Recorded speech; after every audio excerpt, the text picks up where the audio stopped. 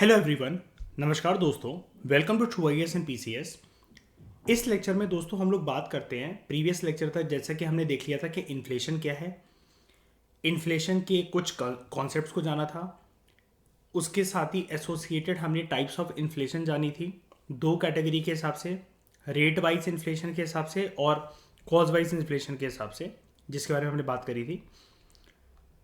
अब बात करते हैं इन्फ्लेशन को। अगर हमें मेजर करना है कि महंगाई देश के अंदर कितनी है, इसके कुछ ना कुछ मेथड तो हमारे पास होने चाहिए, है ना। तो इन्फ्लेशन जो है वो तीन अलग अलग तरीकों में मेजर करी जा सकती है। एक होता है WPI, इंडेक्सेस के थ्रू मेजर करी जाती है। दो होते हैं इंडेक्सेस, एक होता है डिफ्लेटर। अभी बताता हूँ। WPI जिसको हम लोग कहते हैं होलसेल प्राइस इंडेक्स, दूसरा होता है CPI, इसको हम लोग बोलते हैं कंज्यूमर प्राइस इंडेक्स, और तीसरा होता है GDP डिफ्लेटर। ये एक प्रकार का इंडिकेटर होता है जो कि हमें ये बताता है कि इन्फ्लेशन कितनी है। धीरे धीरे करके आराम आराम से इस चीज़ को समझते हैं। अक्सर आप अखबारों में अरपेट टर्म सुनते होंगे WPI CPI। इस टॉपिक के बाद इसमें हमेशा के लिए कवर हो जाएगा आपको कभी कोई कंफ्यूजन नहीं आने वाली कि WPI CPI में फ़र्क क्या होता है और कौन सा ज़्यादा रिलायबल, कौन सा ज़्यादा ऑथेंटिक सोर्स है इन्फ्लेशन को मेजर करने का। जब क्वार्टरली रिजल्ट्स को कभी भी देखा करोगे किसी भी करंट अफेयर मैगजीन के अंदर कि RBI ने ये अनाउंस करा है या फिर ये WPI के ये चीज़ें जो हैं वो सामने निकल कर आई हैं, कुछ आंकड़े निकल कर आए हैं हमारे सामने CPI के, आप उसमें कभी भी कंफ्यूज नहीं हुआ करोगे। आपको पूरी बात समझ में आ जाएगी कि ये जो इकोनॉमी के पेज पर या करंट अफेयर में जो इकोनॉमी के सेक्शन में ये आर्टिकल जो आया है, अगर इसमें WPI CPI के आंकड़े कुछ रिलीज हुए हैं गवर्नमेंट अथॉरिटीज़ के द्वारा, तो ये है क्या, ये किस चीज़ की तरफ संकेत कर रहा है। ठीक है, उसके लिए सबसे पहले अपने कंसेप्ट को स्ट्रॉन्ग करते हैं। बात करते हैं सबसे पहले इस लेक्चर के अंदर first method to measure inflation, WPI wholesale price index. ठीक है, देखो दो चीज़ें होती हैं। एक होता है दोस्तों, कोई भी चीज़ जब हम लेते हैं ना मार्केट के अंदर, एक होता है रिटेलर और एक होता है होलसेलर। हालांकि नीचे वाला कंसेप्ट इससे लिंक नहीं है कैसे भी करके, लेकिन मैं एक मीनिंग के लिए आपसे ये चीज़ पूछना चाह रहा हूँ। अर्पित मुझे बताओ फर्क क्या होता है दोनों में, रिटेलर और होलसेलर में।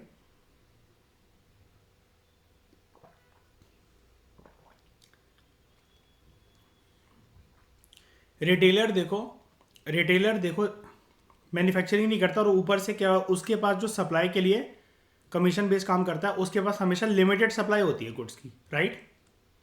वो आपको बल्क में सामान नहीं प्रोवाइड करवा सकता कभी भी। अगर आपको बहुत ज़्यादा क्वांटिटी में हैवी लोड की ज़रूरत है, बताओ, नहीं दे सकता।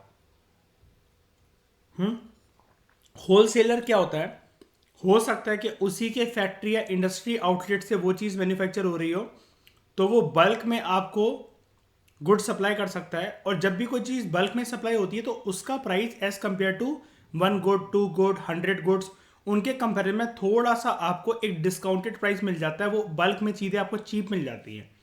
जैसे कोई आपसे बोले कि आप 1 से 100 पैकेट अगर चिप्स के अगर खरीदोगे, आप 1 से 100 पैकेट अगर चिप्स के खरीदोगे तो आपको वो 10 रुपए की पड़ेंगे, नहीं दे सकती कंपनी आपको मार्जिन। लेकिन आप अगर मान लो कि लेस की कंपनी में फ़ोन करके अर्पित ये बोलो कि मुझे 1 CR चिप्स के पैकेट की ज़रूरत है, चाहिए, मतलब मुझे खरीदने हैं, ठीक है, उनके पास तो बल्क में एकदम से पैसा आ रहा है इतना सारा, तो हो सकता है फिर वो आपको 8 या 9 रुपए पे भी दे दें, राइट अर्पित। ठीक है, होलसेलर ये वाला काम करते हैं। जैसे हम लोग कहते हैं ना, बड़ी सारी नोएडा में, गुड़गांव में, अलग अलग जगह पर, मतलब मैं पूरे हिंदुस्तान की बात कर रहा हूँ, ये तो सिर्फ मैं एग्जांपल ले रहा हूँ। होलसेल मार्केट्स हैं, होलसेल मंडियाँ हैं। अर्पित, चांदनी चौक के बारे में सुना होगा आपने, है ना। उधर बहुत सारी गलियाँ, लोग कहते हैं कि यहाँ पर होलसेल में ये वाला काम होता है, यहाँ से ले लिया करो, राशन यहाँ से ले लो, शादी के कार्ड बनवाने हैं तो यहाँ से हो जाएगा, कपड़े अगर लेने हैं तो यहाँ से हो जाएगा।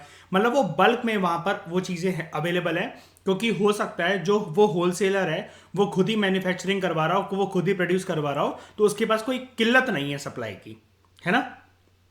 ये चीज़ है। अब हम लोग लेकिन होलसेल प्राइस इंडेक्स को समझते हैं। मतलब इट इज़ जस्ट लाइक कि जैसे रिटेलर है ना, अगर मैं ट्रेडिंग की भाषा में इसको कहूँ रिटेलर है, तो इसका मतलब ऐसा आप मान लो कि ये एक इक्विटी मार्केट है फिर, ठीक है, कि जिसमें मतलब कुछ पैसे लेकर आ रहे हैं और इन्वेस्ट करने के लिए एक शेयर की जो कीमत है हमें वही देनी पड़ रही है। होलसेलर को आप मान लो ऑप्शंस ट्रेडिंग, हमें जो लॉट पूरा का पूरा मिल जाता है ना, कि जैसे मतलब मान लो कि हमें किसी चीज में वो करना है, हमें मतलब मान लो कोल, क्या कहते हैं, कोल इंडिया में अगर हमें ट्रेड करना है तो 4200 का उसका लॉट साइज है, कि मतलब आपको 4200 शेयर एक साथ मिल जाएंगे उसके अंदर। तो आप ऐसा मान लो बस इसको, और कुछ नहीं है। अब होलसेल प्राइस इंडेक्स जो है, it measures the change in wholesale prices. Wholesale मतलब बल्क में जो प्राइजेस हैं उसको मेजर करता है। एक बात ध्यान से सुन लेना, मंथली बेसिस पर, सबसे इंपॉर्टेंट कीवर्ड। पहले ये वीकली बेसिस पे होता था, एग्जामिनर इसी चीज के साथ खेल जाएगा कि पहले ये मंथली बेसिस पर होता था, अब वीकली बेसिस पर होता है, पोस्ट कोविड एरा के बाद, ठीक है, महीने के बेसिस पर कैलकुलेट होता है। इसका इतिहास थोड़ा सा जानते हैं जरा। होलसेल प्राइस इंडेक्स को सबसे पहली बार दोस्तों पब्लिश करा गया था 1942 में, आजादी से पहले। आज के टाइम में हमारी जो ministry of commerce and industry, इसका एक डिपार्टमेंट है DIPP, department of industrial policy and promotion. ये कंपाइल करती है और पब्लिश करती है होलसेल प्राइस इंडेक्स के डेटा को, उसके आंकड़ों को। तो जब भी आपको अखबार में कभी भी WPI के बारे में कुछ सुनने को देखने को मिले, तो आप समझ जाना ये department of industrial policy and promotion के बिहाफ पर आ रहा है हमारे सामने आंकड़े। ये जो भी चीज़ पब्लिश हो रही है, कोई भी आंकड़े जो हो रहे हैं हमारे सामने, जो होलसेल प्राइस इंडेक्स से रिलेटेड आ रहे हैं, इसको department of industrial policy and promotion और क्या कहते हैं, पब्लिश करा है, ठीक, मतलब वो करा है, क्या कहते हैं, कंपाइल करा है और इसको पब्लिश करा गया है उसकी मिनिस्ट्री के द्वारा, that is ministry of commerce and industry, जो कि कंपाइल करता है और पब्लिश करता है होलसेल प्राइस इंडेक्स को, डेटा लेकर from the department of industrial policy and promotion. इनकी पूरी टीम होती है, मतलब आप वो तो इमेजिन कर ही सकते हो। गवर्नमेंट ऑफ इंडिया ने क्या करा था, साल 2012 के अंदर जब UPA की सरकार चल रही थी, उस टाइम पर डॉक्टर सौमित्रा चौधरी को अपॉइंट करा गया था, इनकी कमेटी बनी होगी, चौधरी कमेटी या जो भी है, ये रिव्यू करने के लिए कि होलसेल प्राइस इंडेक्स की जो मेथोडोलॉजी है, क्या हम उसके साथ कंटिन्यू करें या फिर उसको चेंज कर दें, कुछ भी चीज़ हमें चेंज करने की ज़रूरत है कि नहीं है। अब अगर यहाँ पर किसी एक मतलब मान लो कि होलसेल प्राइस इंडेक्स है ये, यहाँ पर जनरली एक बास्केट ऑफ गुड्स को देखा जाएगा, अभी हम देखेंगे अभी आगे वाले पेजेस में बास्केट ऑफ गुड्स को देखा जाएगा। लेकिन मुझे एक बात बताओ, अगर हम ये पूरा टॉपिक क्या पढ़ रहे हैं, इन्फ्लेशन पढ़ रहे हैं ना पूरा चैप्टर, हमें महंगाई पता लगानी है, तो अर्पित होलसेल प्राइस इंडेक्स हो या कोई भी प्राइस इंडेक्स हो, हमें नाम से फर्क नहीं पड़ता, लेकिन एक कंसेप्ट तो सबके अंदर कॉमन रहेगा कि नहीं रहेगा, बताओ शाइनी, कि जो प्राइजेस हमें मेजर करनी है इस बास्केट ऑफ गुड्स की, ठीक है, या फिर मान लो कि किसी भी इंडेक्स के अंदर basket of goods and services combination में हो, हमें उसको ये देखने के लिए कि वो इतनी कैटेगरी ऑफ गुड्स या सर्विसेज महंगी हो गई है इस साल, हमें उसके लिए कोई रेफरेंस पॉइंट तो चाहिए ना। कुल मिलाकर अगर मैं 100 बात की एक बात करूं, हमें इन सब चीजों के लिए बेस ईयर तो चाहिए ही चाहिए ना, बताओ हाँ कि ना, है ना। तो हाँ बताओ। नहीं, मैंने अभी बोला ही नहीं, मैं तो अभी आगे बढ़ने दो, मैं तो कुछ बताया ही नहीं आपको इसके बारे में, ठीक है। बेस ईयर लेकिन हमें चाहिए कि नहीं चाहिए रेफरेंस के लिए, मैं तो जनरली आपसे बोल रहा हूँ कि कोई सा भी प्राइस इंडेक्स हो जिसमें गुड्स एंड सर्विसेज मेजर हो, मैं इसलिए आगे वाले पेज पे पढ़ा ही नहीं अभी। लेकिन मैं मेरे को एक बात बता दो, हमें बेस ईयर चाहिए कि नहीं चाहिए, बिल्कुल चाहिए। अब देखो आगे, होलसेल प्राइस इंडेक्स दोस्तों याद रखना 697 कमोडिटीज की एक प्रॉपर बास्केट होती है, एक बकेट होती है। होलसेल प्राइस इंडेक्स के अंदर हम लोग जो बास्केट ऑफ कमोडिटीज को देखते हैं कि इनके रेट कितने बढ़ गए हैं, 697 कमोडिटीज के बास्केट को देखते हैं। जानने वाली बात दोस्तों ये है कि जब हम बार बार इकोनॉमी के अंदर ये दो चीजें एक ही सांस में बोलते हैं, गुड्स एंड सर्विसेज, तो यहां पर एक बात क्लियर करना चाहूंगा, क्या होलसेल प्राइस इंडेक्स 6 कमोडिटीज को काउंट करता है और प्रेजेंटली जो बास्केट चल रही है इसकी वो 697 कमोडिटीज की है in order to measure inflation. अलग अलग टाइप्स के कमोडिटीज होती हैं, लेकिन होलसेल प्राइस इंडेक्स में WPI में दोस्तों सर्विसेज की कोई इंपॉर्टेंस नहीं है। यानी कि जब हम बोलते हैं गुड्स एंड सर्विसेज तो यहां पर गुड्स को यूज करना है, सर्विसेज को यूज नहीं करना है आपको वर्ड को। WPI के अंदर सर्विसेज को मेजर नहीं करा जाता है, वो हम आगे देखेंगे कि कौन से इंडेक्स में मेजर करा जाता है।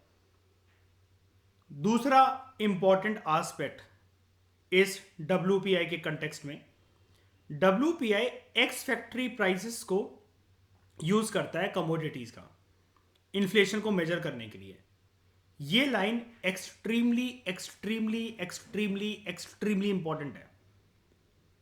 WPI एक्स फैक्ट्री प्राइसेस जो होते हैं कमोडिटीज के उसको मेजर करता है। इसका मतलब क्या होता है अर्पित, आपने काइंड ऑफ वो सुना होगा गाड़ी के कंटेक्स्ट में एक्स शोरूम प्राइसेस, है ना, ठीक है। लेकिन यहां पर इसका मतलब क्या एक्स फैक्ट्री प्राइसेस का? इन अदर वर्ड्स, दूसरे शब्दों में अगर हम लोग बोले तो it takes into account commodities के प्राइसेस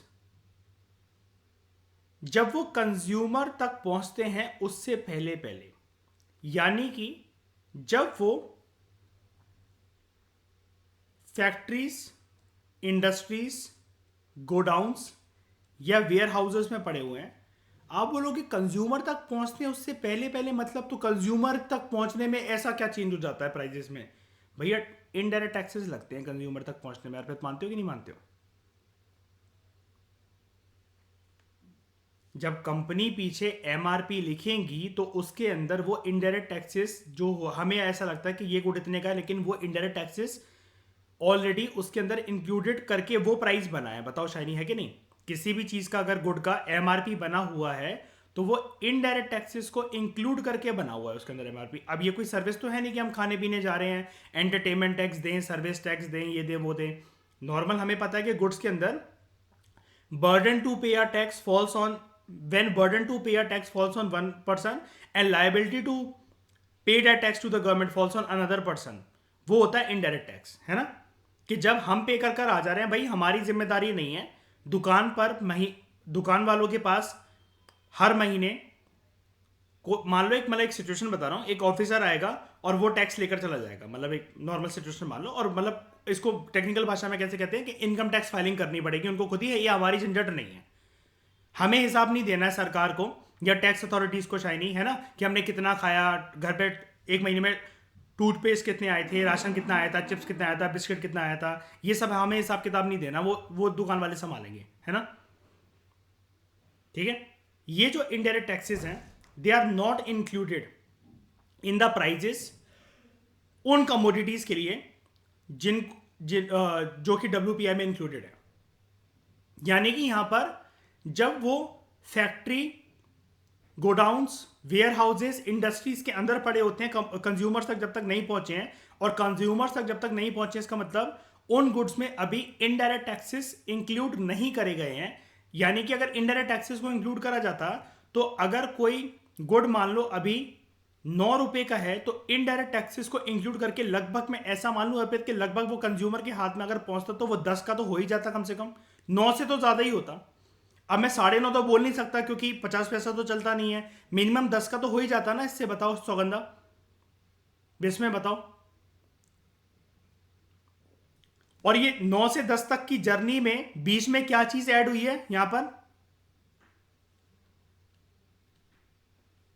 इनडायरेक्ट टैक्सेस। और मैं 2 पोजीशन को आपके सामने रख रहा हूं। एक है पोजीशन ए जब ये गुड बना और अभी तक ये फैक्ट्री में है, और ये है पोजीशन बी जब गुड बनकर फैक्ट्री से जो निकला है या इंडस्ट्री से जो निकला है, गोडाउन से जो निकला है, वो कंज्यूमर के पास पहुंचने वाला है। तो मुझे ये बताओ इसमें से WPI कहां पर आएगा, पोजीशन ए या position B?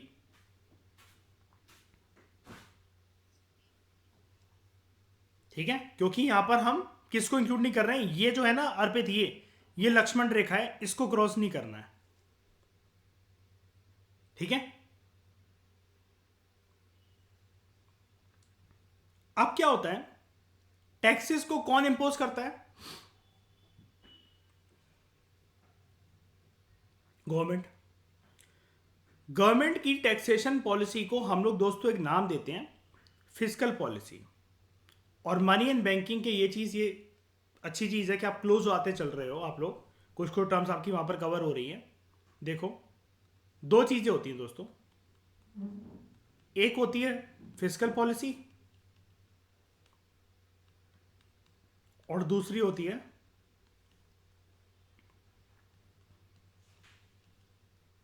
Monetary policy. Difference क्या होता है चलो उसको जानते हैं। बेसिक डिफरेंस है, फिस्कल पॉलिसी गवर्नमेंट की पॉलिसी होती है, जबकि मॉनेटरी पॉलिसी सेंट्रल बैंक की, मतलब अरे रुको शैनी, किसी भी कंट्री के अंदर सेंट्रल बैंक की पॉलिसी होती है। हमारे देश में क्योंकि नाम आरबीआई है सेंट्रल बैंक का, इसलिए कहते हैं उसको आरबीआई, ठीक है। ओवर एक्साइटेड इन इकोनॉमिक्स हैं, एमए करोगे तो एटीट्यूड दिखाओगे। सेंट्रल बैंक की पॉलिसी होती है मॉनेटरी पॉलिसी। हमारे देश में जो आरबीआई की पॉलिसी है डेट इज मॉनेटरी पॉलिसी। मैं जनरल कंटेक्स्ट में बता रहा था सैनिक, मतलब इंडिया को ना लेते हो, किसी भी कंट्री की बात करना, ठीक है। तो fiscal policy is the policy of the government. Monetary policy जो सेंट्रल बैंक की पॉलिसी होती है ना, और दोनों की पॉलिसी क्यों आती है, देश में महंगाई को कंट्रोल करने के लिए, इन्फ्लेशन रेट्स को, इंटरेस्ट रेट्स को मिलकर, मतलब ये चीज होती है ना। तो हम ये कह सकते हैं क्या देश में जो भी प्राइजेस होते हैं या कोई भी चीज होती है, या कंज्यूमर के ऊपर कितना बर्डन गिरेगा चीजों का, महंगाई कितनी सहनी पड़ेगी, क्या दोनों के दोनों सरकार और आरबीआई हमारे देश की अगर बात करें तो रिस्पॉन्सिबल है क्या अपनी अपनी पॉलिसी की वजह से। तो मुझे ये बताओ, सेंट्रल बैंक की पॉलिसी कौन सी, किसको क्या कहते हैं, मॉनेटरी पॉलिसी, और सरकार की पॉलिसी को क्या कहते हैं, फिस्कल पॉलिसी। एक बात और सुनना ध्यान से, 2017 का, यस 17 का इकोनॉमिक सर्वे, मुझे याद है मैंने पढ़ा था उसमें। एक बात बताता हूं, फिस्कल पॉलिसी गवर्नमेंट की पॉलिसी है। गवर्नमेंट इस पॉलिसी से क्या कंट्रोल कर रही है कि जनता के ऊपर क्या कितना लगेगा, किसकी बात चल रही है यहां पर, टैक्स। क्या टैक्स लगाने की पावर आरबीआई के पास है, नहीं। मॉनेटरी पॉलिसी में क्या टैक्स की बात होती है, नहीं। सबसे पहले तो बेसिक सवाल यही याद रखना दोस्तों, कि टैक्स की बात हमेशा अर्पित कौन सी पॉलिसी में होती है, फिस्कल पॉलिसी। क्वेश्चन पता है कैसा आ सकता है, बहुत बेसिक लेवल पे स्टेट पीएससी में, यूपी और एमपी के एग्जाम्स में अर्पित, पता है कैसा, कि tax is part of fiscal policy, monetary policy, both 1 and 2, neither 1 nor 2। तो ये पता होना चाहिए, क्योंकि शायद आप समझ रहे हो ना कि ये कॉन्सेप्ट भी, मतलब अब जैसे आप इकोनॉमिक्स पढ़े हो या फिर जैसे मैं इकोनॉमिक्स पढ़वा रहा हूँ, चलो कोई बात नहीं, लेकिन बहुत लोगों को बेसिक बेसिक एस्पेक्ट नहीं पता रहते। बताओ बिस में है कि नहीं, कंफ्यूजन हो सकती है ना इसके अंदर अगर हम इसके बारे में डिस्कशन ना करें तो। अब मैं एक बात बताता हूँ आपको, जो कि मैं बता रहा हूँ 2017 के इकोनॉमिक सर्वे में मैंने पढ़ी थी। वो ये है, डोंट वरी अगर आपने पुराने इकोनॉमिक सर्वे नहीं पढ़े ना, उसके लिए मैं हूँ, आप मेरे पास इसलिए ही आए हो। मैं आपके पास पूरा डेटा बहुत पुराने टाइम का लेकर आ रहा हूँ, मतलब जिस टाइम आप एग्जाम में बैठोगे you will be updated with all the things, ठीक है। अब ये नहीं करूंगा मैं, वो बेवकूफ़ी में बिल्कुल एंटरटेन नहीं करता हूँ कि मैं 10 साल के करंट अफेयर आपको बैठ के पढ़ाऊँ। लेकिन जो चीज़ इंपॉर्टेंट है आंसर लिखने के लिए और प्रीलिम्स में क्वेश्चन को सॉल्व करने के लिए, स्टैटिक बिल्कुल भी आपका हाथ से नहीं निकलेगा, दैट इज़ माई प्रॉमिस। लेकिन अब यहाँ पर एक बात जो इंपॉर्टेंट मैं बताना चाह रहा था, फिस्कल पॉलिसी क्या इस प्रकार की होनी चाहिए अर्पित, कि टैक्स इतना कम भी ना हो कि सरकार के पास आमदनी आए ना, और इतना ज्यादा भी नहीं होना चाहिए कि जनता त्रस्त हो जाए उससे। बताओ, तो जो हर साल के बजट में इनकम को देखते हुए टैक्स स्लैब्स बनाए जाते हैं कि इतने से इतने इनकम की, अगर पर्सन की अगर इतनी इनकम है तो इतना टैक्स लगेगा। बताओ आता है नहीं आता है, हर साल बजट में चेंज होता है, ठीक है। मेरी बात ध्यान से सुनना फिर से एक और बात, ये टैक्स स्लैब्स का क्रिएट होना और शाइनी उसका इस प्रकार से क्रिएट होना कि फिस्कल पॉलिसी सरकार की ऐसी हो कि रेवेन्यू प्राप्ति उसको बहुत कम ना हो, लेकिन टैक्सेशन स्लैब्स में जो टैक्सेशन रेट्स हैं इनकम के हिसाब से वो इतने ज्यादा भी नहीं होने चाहिए कि जनता को निचोड़ ले सरकार, ठीक है। जब एक बैलेंस रहे ना, मतलब फिस्कल पॉलिसी जब एक बैलेंस वे में रहे ना, कि सरकार को भी नुकसान नहीं और जनता को भी नुकसान नहीं, ठीक है, इसको एक टर्म से डिनोट करते हैं, please note down this term, very very important.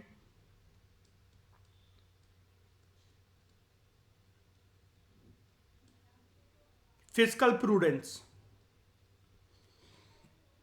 Fiscal prudence.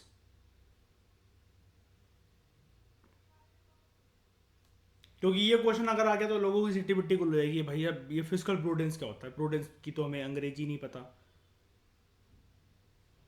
Prudence कोई भी चीज वो होती है जब आप बैलेंस लॉजिकल वे में कोई भी चीज करते हो, एक्सट्रीम पॉइंट्स आप नहीं अपनाते हो जब, और जिसका इंपैक्ट दोनों की दोनों पार्टीज के लिए फेवरेबल होता है. तो यहां दो पार्टीज कौन होंगी शाइनी? एक सरकार खुद और दूसरी जनता. बस. क्या आपको ये टर्म समझ में आया सबको लोगों को? Fiscal prudence. हाँ के ना? हाँ. फिस्कल प्रूडेंस क्या होता है कि जैसे ये जो फिस्कल पॉलिसी है ना, ये टर्म यहीं से निकल कर आई है. फिस्कल पॉलिसी में इसमें सरकार एक इंडिविजुअल के ऊपर या नंबर ऑफ इंडिविजुअल्स के ऊपर देश में टैक्स लगाती है, और टैक्स हमेशा लगाया जाता है एक इंडिविजुअल की इनकम को देखते हुए. राइट? इसमें ठीक है, इतनी बात समझ में आ गई. अब क्या है, मैं ये कह रहा हूं, ये जो टैक्स सरकार के पास पहुंचेगा तो सरकार, ऐसा भी नहीं होना चाहिए कि सरकार के पास बहुत ही कम टैक्स है, वरना सरकार स्पेंड कैसे करेगी, इकोनॉमी कैसे चलेगी, प्रोजेक्ट्स कैसे बनेंगे, वो पैसा घूमेगा कैसा, इकोनॉमी का इंजन कैसे घूमेगा. और जनता के ऊपर वो टैक्स की रेट्स बहुत ज्यादा भी नहीं होनी चाहिए, क्योंकि जनता तो फिर त्रस्त हो जाएगी. अगर किसी को अगर अपनी कमाई हुई इनकम का 50% पार्ट, 60% पार्ट, 90% पार्ट देना पड़ रहा है, तो फिर तो ये कंट्री अच्छी है ही नहीं फिर तो ये. और ऊपर से जब इतनी इनकम देनी पड़ रही है तो एक और चीज है, एफडीआई का इन्फ्लो यहां पर नहीं हो पाएगा शाइनी. राइट? कोई इन्वेस्ट नहीं करेगा, ये फेवरेबल डेस्टिनेशन नहीं मानेगा इस देश को, है ना. उनको लगेगा जितना हम कमाएंगे उससे ज्यादा तो सरकार खा जाएगी. जब इसके बीच में हम लोग बैलेंस रखें ना अब इसमें, कि जनता के ऊपर टैक्स लगाने का जो इंपैक्ट है वो नेगेटिव नहीं है, और सरकार को भी अच्छा खासा रेवेन्यू प्राप्त हो, बहुत कम रेवेन्यू प्राप्त ना हो, क्योंकि ज्यादा रेवेन्यू प्राप्त करने के चक्कर में वो जनता का बेड़ा गर्क कर देंगे. इस चीज को बैलेंस वे में रखना, this is known as prudence. और क्योंकि ये फिजिकल टर्म्स में बात हो रही है, इस चीज को कहते हैं फिजिकल प्रूडेंस. अब समझ में आया इसमें? पक्का कि फिर से बताऊं? बताओ. आ गया ना? ठीक है. सबको समझ में आया? सौगंधा, अर्पित, कोई भी दिक्कत है इसमें? ठीक है, आगे बढ़ते हैं.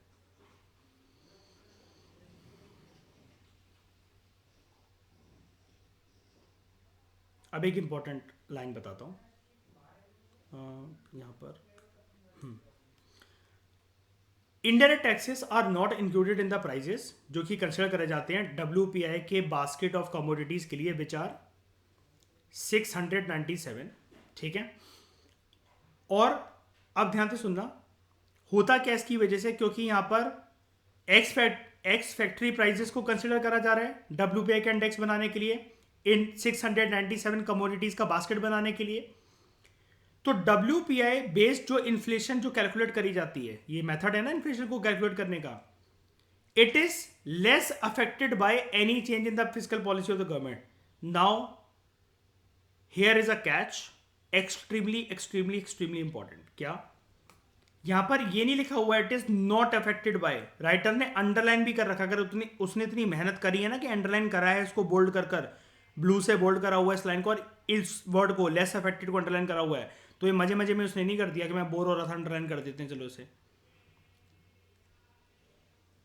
WPI से कैलकुलेट होने, WPI बेस्ड जो इन्फ्लेशन होती है, जो ये मेथड होता है जिससे हम इन्फ्लेशन को कैलकुलेट करते हैं, मेजर करते हैं, उसका प्रभाव ऐसा, उसके मतलब उसके ऊपर जो फिजिकल पॉलिसी का प्रभाव है ऐसा नहीं है कि बिल्कुल नहीं पड़ेगा. यहां पर ये नहीं लिखा हुआ है कि it is not affected by, यहां पर लिखा हुआ है it is less affected by. ये टर्म को ध्यान में रखना, एग्जामिनर यही गलती करवा देगा आपसे. ठीक है, ये वाली बात समझ में आई? ये कैच है, बस एक छोटा सा टर्म है ये. अब एक चीज को मैं और बताता हूं दोस्तों आपको, कि ये जो लेस अफेक्टेड बाय है ना, इसका मतलब ये है कि ऐसा नहीं है कि टैक्स का बिल्कुल भी इंपैक्ट नहीं पड़ता है। बताओ जरा, इनडायरेक्ट टैक्सेस जो हैं, अब गुड्स के ऊपर कोई डायरेक्ट टैक्स तो लगता नहीं है। बताओ कौन कहता है कि गुड्स के ऊपर किस प्रकार का टैक्स लगता है? डायरेक्ट टैक्स लगता है क्या शाइनी? कमोडिटीज के ऊपर तो इनडायरेक्ट टैक्स लगता है, यानी कि जो टैक्स है वो ऑलरेडी प्राइस के अंदर इंक्लूडेड है, राइट? लेकिन सरकार ने अब यहां पर लेस अफेक्टेड और नॉट अफेक्टेड में फर्क क्या है, देखो इस चीज को समझाता हूं। सरकार ने अगर मान लो अर्पित के साल 2022 के अंदर जो गुड्स हैं वो इनडायरेक्ट, जो गुड्स हैं उस पर इनडायरेक्ट टैक्सेस जो है वो काफी ज्यादा बढ़ा दिए, बहुत ज्यादा बढ़ा दिए। अब वैसे तो मान लो कि WPI बेस्ड जो इन्फ्लेशन होगी उसके अंदर हम लोग एक्स फैक्ट्री प्राइसेस को कैलकुलेट कर रहे हैं, ठीक है? तो इसमें ये लिखा हुआ है कि डब्ल्यू पी आई बेस्ड जो इन्फ्लेशन होती है वो फिजिकल पॉलिसी जो है गवर्नमेंट की, उससे अफेक्ट नहीं होती है, लेस अफेक्ट होती है।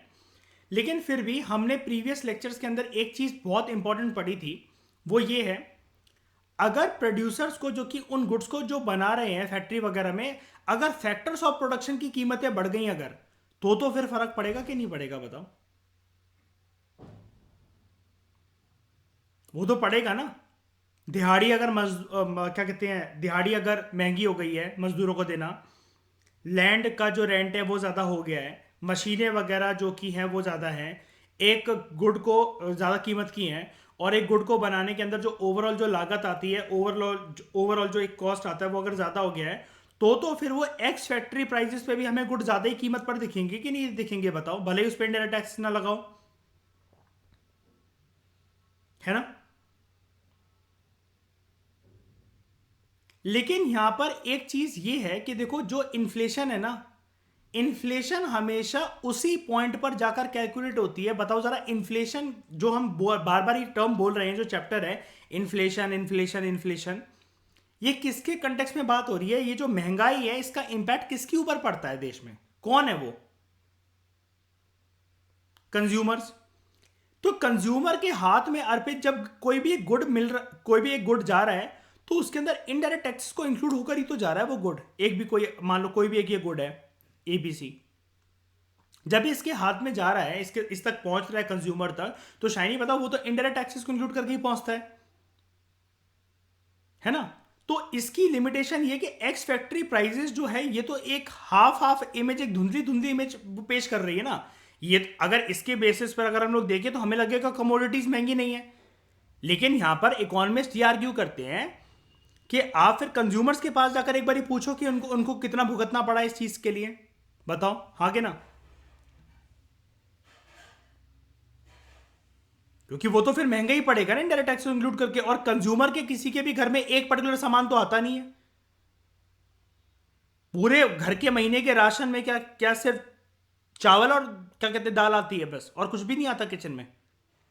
या घर के रेगुलर कमोडिटीज के अंदर से 5-6 आइटम ही आते हैं? जब हर कमोडिटी जो है, अभी 697 कमोडिटीज का जो बास्केट लग रहा है, ये साफ तरीके से सौगंधा ऐसा नहीं लग रहा है कि इसके अंदर ऑलमोस्ट वो सारी कमोडिटीज होंगी जिसको कंज्यूमर यूज करता होगा रोजमर्रा के जीवन में, डेली लाइफ में। बताओ, हाँ कि ना? है ना? अब ये चीज आपको समझ में आ गई, ये कंसेप्ट समझ में आ गया WPI का पूरा कंसेप्ट? बताओ, बोलो। ठीक है, अब एक बात और बताता हूं। आप ये पूछोगे कि सर ये 697 कमोडिटीज की लिस्ट याद करनी है, क्या होगा इसका आंसर?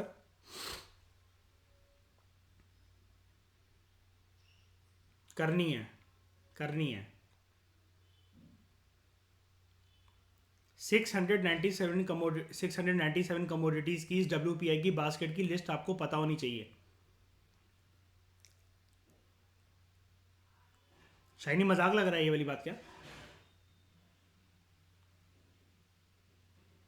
लेकिन इसके अंदर याद करने का एक तरीका बता देता हूं। मैंने आज तक कभी नहीं देखा इसको, लेकिन क्वेश्चन गलत नहीं होंगे ना आपके ना किसी और के। जो ऑप्शंस आएंगे ना अर्पित आपको पेपर के अंदर,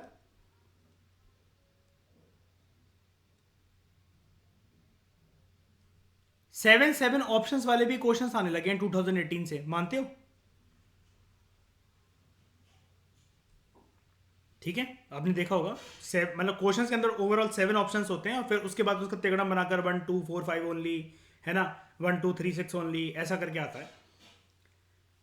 यहां पर करना क्या है इसमें, सिर्फ अगर उस ऑप्शन में कि अगर वो आपसे पूछे कि इनमें से कौन सी जो चीजें हैं वो WPI के अंदर इंक्लूडेड है, तो शायद ही आधे लोगों के तो मतलब वहां पर क्या कहते हैं हालत खराब हो जानी है कि उसमें तो हमने ये पढ़ा था 697 कमोडिटीज होती हैं, या भाई ये क्या चीज है कि नहीं। उसके अंदर सिर्फ आपको इसमें ये देखना है कि अगर कोई भी सर्विस लिखी हुई है क्या, उसके अंदर ये लिखा हो मेडिकल केयर, ट्रांसपोर्टेशन सर्विस, या कोई भी ऐसी चीज जो कि आपको सर्विस की कैटेगरी लगे, बैंकिंग फैसिलिटी, मेट्रो ट्रेवल, उसको बस उन ऑप्शंस को एलिमिनेट कर देना, आप आराम से राइट आंसर तक पहुंच जाओगे। और इस चीज को थोड़ा सा और प्रिसाइज बनाने के लिए, ये WPI की कैटेगरी होती है कुछ और प्रिसाइज बनाने के लिए वह हम नीचे बात करेंगे कि और क्लोजली ऑप्शन तक कैसे पहुंचा जा सकता है। अगर इन केस सारा एलिमिनेट करने के बाद भी, अगर इस लॉजिक के बाद भी यूपीएससी में एग्जामिनर हमें दो ऑप्शंस के बीच में फंसा दे, तो और प्रिसाइजनेस कैसे लाई जा सकती है। मैं इसलिए हमेशा बोलता हूं करंट अफेयर और ये सारी चीजें बकवास होती हैं, कंसेप्ट अगर स्ट्रांग हो हर क्वेश्चन जीता जा सकता है, ऑलमोस्ट सारे, मतलब कट ऑफ के बियॉन्ड तो मतलब आराम से कंफर्टेबली पर्सन बैठ ही सकता है। ये चीज आप लोगों को समझ में आई?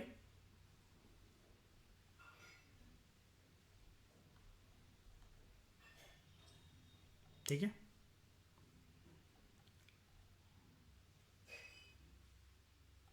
एक बात बता देता हूं, करंट बेस ईयर जो है वो 2011-12 यूज करा जाता है, is equal to 100, is equal to 100 क्या, टोटल जो निकाला जाता है, मतलब सारी कमोडिटीज को कैलकुलेट करके नीचे ये आता है, देखो 100%। पहले, इससे पहले जो यूज करा जाता था वो 2004-5 यूज करा जाता था बेस ईयर। अब WPI की कैलकुलेशन में क्या यूज करा जाता है, 2011-12। ठीक है, जो कमोडिटी बास्केट है ना 697 कमोडिटीज, वो पहले 676 हुआ करती थी, और इनको 3 मेजर कैटेगरीज में क्लासिफाई करा जाता है। क्या? एक होते हैं प्राइमरी आर्टिकल्स, उसके अंदर जितने भी सीरियल्स, फ्रूट्स, वेजिटेबल्स और मिनरल्स जो हैं, वो जब पुराना बेस ईयर क्या यूज होता था ना 2004-5 का, तो उसके अंदर इस प्राइमरी आर्टिकल्स की जो वेटेज थी ओवरऑल WPI के अंदर, जब 676 आइटम्स उस टाइम पर यूज होते थे, ठीक है, तो उसकी थी 20.12%। अब ये नए बेस ईयर में इस प्राइमरी आर्टिकल की कैटेगरी की वेटेज बढ़ गई है, 22.62% हो गया है, दिस हैज इंक्रीज्ड। दूसरी कैटेगरी है फ्यूल एंड पावर, जिसके अंदर बात होती है कोयले की, बिजली की और मिनरल ऑयल की। पुराने बेस ईयर 2004-5 में जब 676 आर्टिकल्स यूज होते थे, कमोडिटीज यूज होती थी इस बास्केट के अंदर WPI के अंदर, तो उसकी वेटेज थी फ्यूल एंड पावर वाली कैटेगरी की 14.91%। अब ये हो गई है 13.15%, ये डिक्रीज हो गया। तीसरी और लास्ट कैटेगरी है WPI के अंदर मैन्युफैक्चर प्रोडक्ट्स। पुराने बेस ईयर में जब 676 प्रोडक्ट्स यूज होते थे, तो इसकी वेटेज थी 64.97%, वेरी क्लोज 64% ही है, लेकिन 0.23% ये भी डिक्रीज हो गई। तो सिर्फ कंक्लूजन में क्या कह सकते हैं, जो प्राइमरी आर्टिकल्स का जो वेट है पूरे ओवरऑल WPI के बास्केट के अंदर, वो इंक्रीज हुआ है जब से नया बेस ईयर अडॉप्ट करा है हमने 2011-12। वेयर एज जो वेट है फ्यूल एंड पावर वाली कैटेगरी का और मैन्युफैक्चर प्रोडक्ट्स का, वो डिक्रीज हो गया। और ये आपको इतना पोर्शन बहुत अच्छे से याद करना है अगर आप माइन्यूट क्वेश्चंस स्टेट PSC और कंबाइंड विद UPSC अगर आप गलत नहीं करवाना चाहते हो। अगर अपना बनेगा कि नहीं बनेगा, लेकिन हमें अपने शस्त्र पहने करके ही रणभूमि में उतरना है।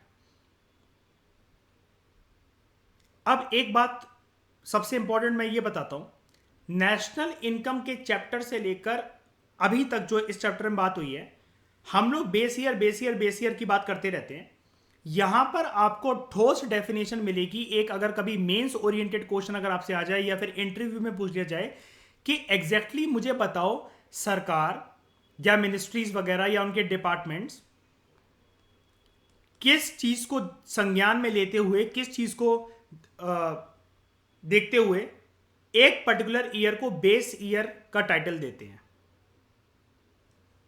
तो सबसे पहले हम देखते हैं कि बेस ईयर क्या है और बेस इफेक्ट क्या है। बेस ईयर एक ऐसा साल होता है जिसके बेसिस पर हम अपनी इकोनॉमी की इन्फ्लेशन को कैलकुलेट करते हैं, कंप्यूट करते हैं।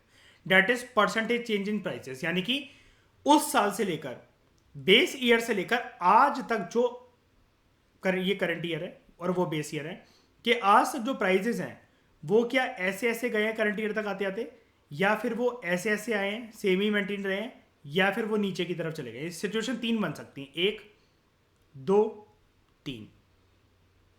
अब हमें अगर करंट ईयर के प्राइसेस को देखना है कि महंगाई बढ़ी है, कम हुई है, उतनी ही रही है, तो जब हम कह रहे हैं कि बढ़ी है, कम हुई है, उतनी ही रही है, तो इसको किसी ना किसी पैरामीटर से तो देख ही रहे होंगे ना हम।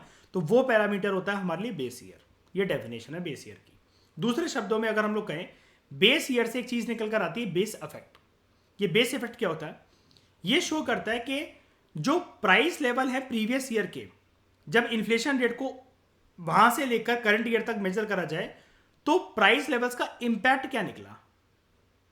ये माना जाता है जब बेस ईयर से लेकर करंट ईयर तक जो है चीजें, तो जो महंगी हुई हैं, सेम रही हैं, सस्ती हो गई हैं, इसका इंपैक्ट क्या निकला।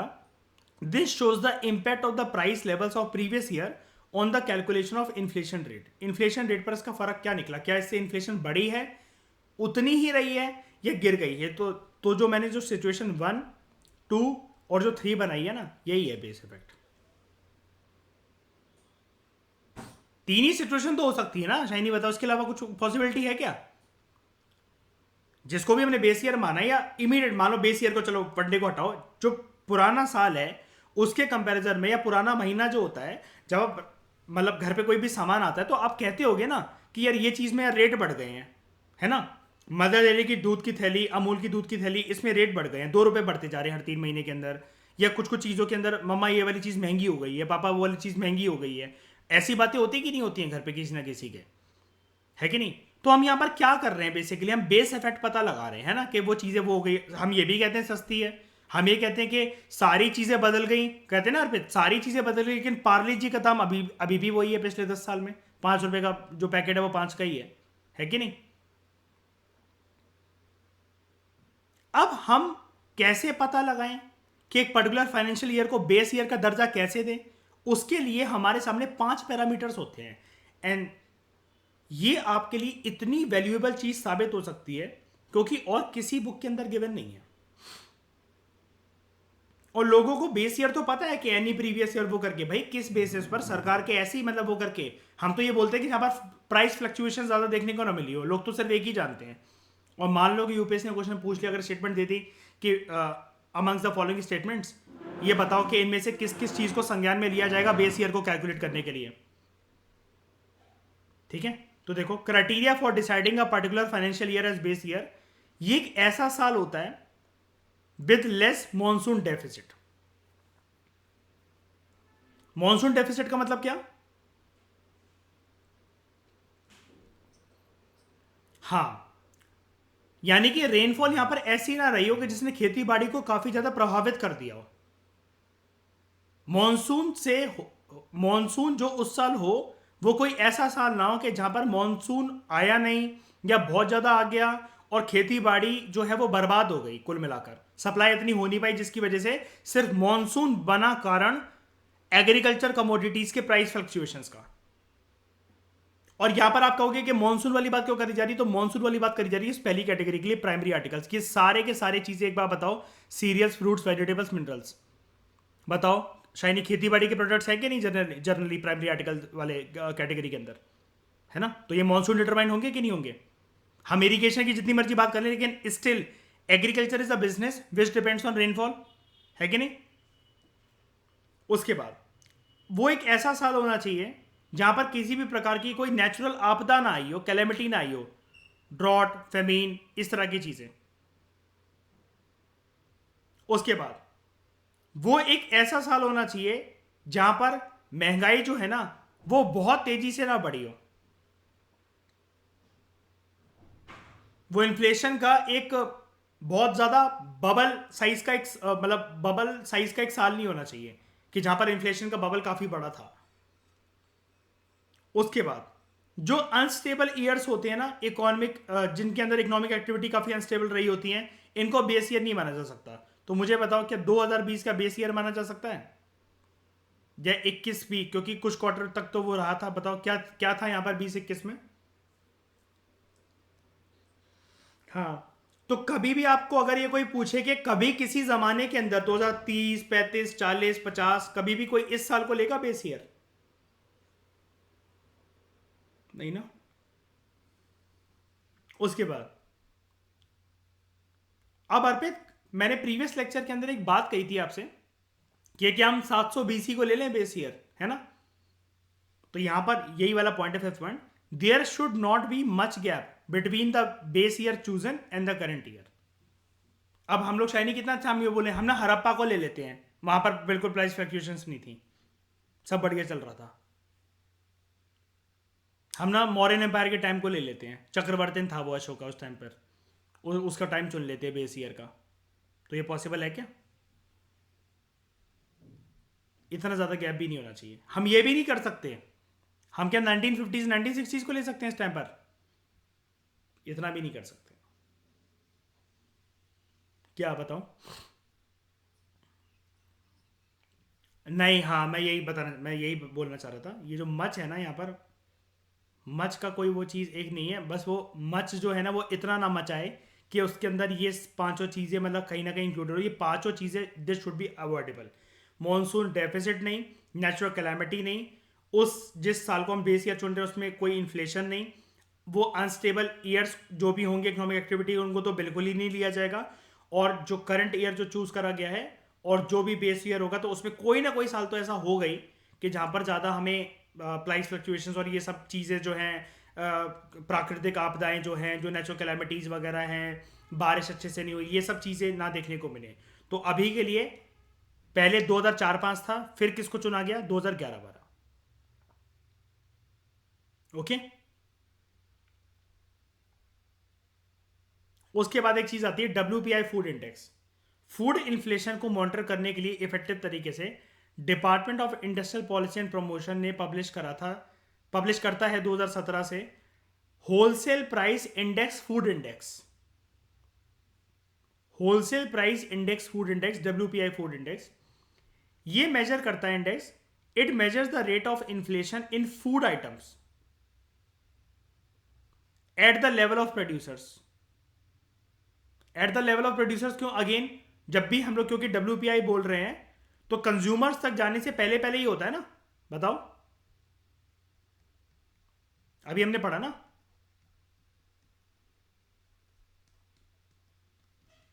इसमें किसी को कोई डाउट है? At the level of producers, not at the level of consumers. नहीं होगा ऐसा, क्यों? क्योंकि कंज्यूमर्स तक जाते जाते ये जो फूड आइटम्स आएंगे इसमें क्या ऐड हो जाएगा इनके प्राइजेस में। तो क्या इस चीज को हम लोग कंज्यूमर्स को भी इंक्लूड करेंगे क्या यहां पर? नहीं।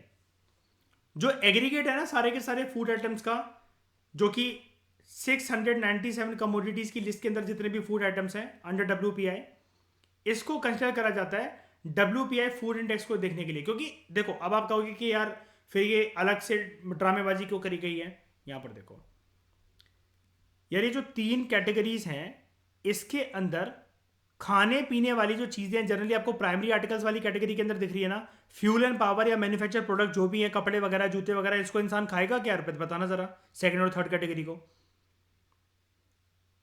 मतलब इस पूरे 697 के अंदर सारे के सारे खाने पीने वाली चीजें हैं क्या, ये कमोडिटीज? नहीं, बिजली खाते हो क्या घर पे बैठ के रात को? तो ये जो 697 कमोडिटीज हैं, फूड आइटम्स तो लिमिटेड होंगे ना इसके अंदर। अब फूड आइटम से आप कहोगे कि ये क्या देखा जाता है? जनरली कंज्यूमर्स के घर पे जो फूड आर्टिकल्स जो आते हैं, जो खाने पीने का जो सामान आता है, जो भी खान पान की जो भी चीज़ें आई हैं, ये देखा जाता है कि ये इंसान के कंज्यूमर्स के ऊपर कितना ज़्यादा बर्डन डाल रही हैं या नहीं डाल रही हैं इन टर्म्स ऑफ इन्फ्लेशन। समझ में आई ये वाली बात?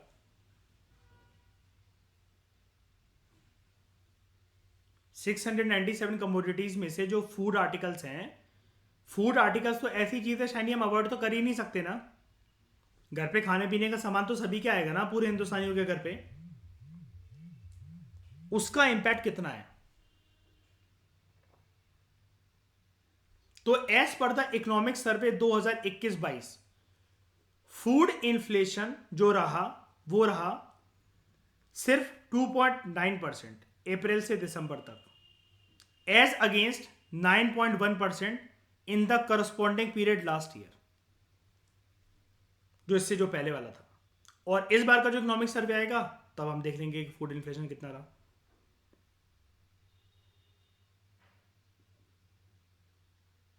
तो क्या ये सही है? मतलब 9.1% के कंपैरिजन में सही है क्या नहीं? बताओ, है ना?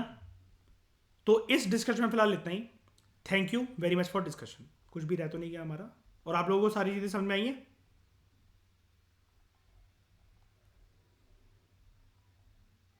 ठीक है, तो चलो।